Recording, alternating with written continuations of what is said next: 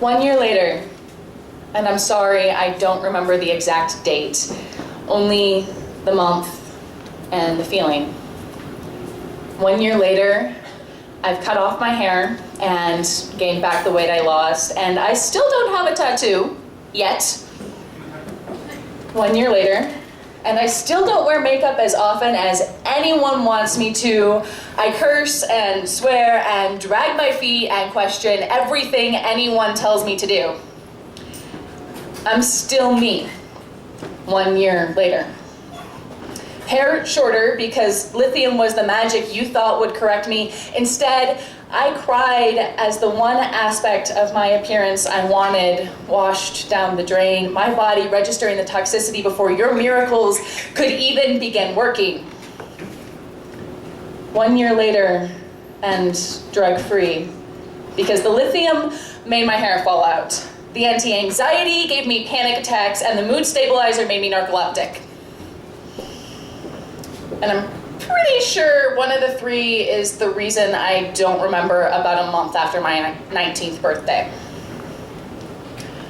1 year later, and I'm not suicidal anymore, but still flinching when anyone talks about Tibetan monks and protesting, because I can't help remembering being one match away from self-extermination. 1 year later, I still have panic attacks, and I'm still afraid of being alone, and I'm still most comfortable in small, dark spaces. I'm still happiest in hot showers and cold rain. I still want to climb every tree I've ever seen, and if I were to be honest, I still believe that there are little folk in forests and that there are dragons lurking in the mountains. That's what there are.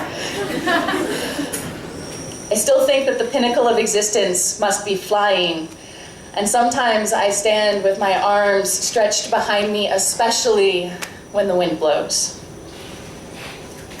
I'm still deciding if I carry my diagnosis on my sleeve because I don't care, or because I want someone to tell me they were wrong. Because I'm 90% certain that the only thing that's really wrong with me is that I'm too stubborn. I'm too stubborn to give up my dreams. I'm too stubborn to stand in line for things society expects me to demand that no one really owes me. I'm too stubborn to accept the normal 9 to 5. 1 year later, and PTSD still fits like a skin under my skin. Because I'm too stubborn to trust people again, and I'm too stubborn to tell you that I'm just waiting for someone to hold me, and my diagnosis tells me that I'm just selfish and needy when I want to cry.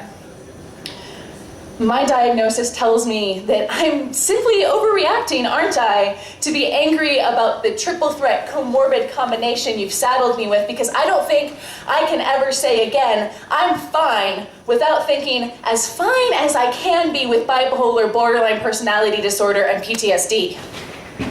Which really was just overkill, if you ask me. Because all I hear when you say these things is that you can't control your moods because your brain was built wrong. And you can't control your fear because people hurt you and your brain was built wrong. And we think you're probably out of control and unstable, impulsive and unpredictable in a bad way. But that's just because you have bad personality, which is probably why people hurt you anyway. And honestly, I don't feel like I can tell you how I feel anymore. Because if I tell you I'm sad, I need medication. If I tell you I'm happy, the meds are working. And if I tell you anything else, well, honey, you've just got to learn self-control.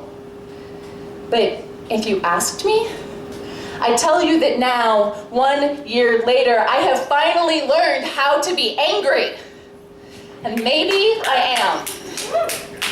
But I don't understand how you can tell me that the problem is chemical treatable, that you have a magic pill to help me, but also a matter of my personality, that there's just something wrong with me.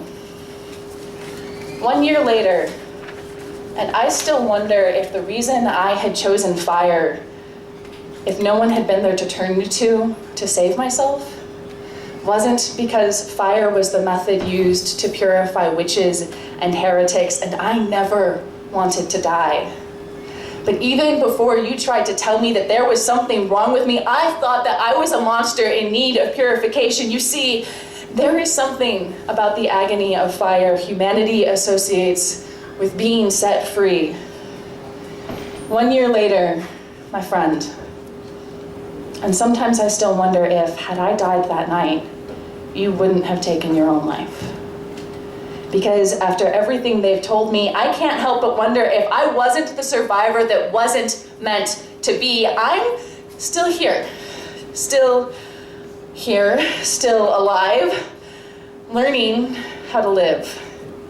1 year later, still believing in the magic inherent in life, still relishing the feeling of dirt in my fingers, still trusting that somewhere dragons lay sleeping and that little folks still dance in circles in the light of the full moon at midnight. 1 year later, still believing in the power of the rain as it lands on my skin, still trying to understand the language of wind and leaves, still too stubborn to give up on dreaming. 1 year after the mental hospital, I'm finally learning, despite everything you tried to tell me, how to let myself live and live free.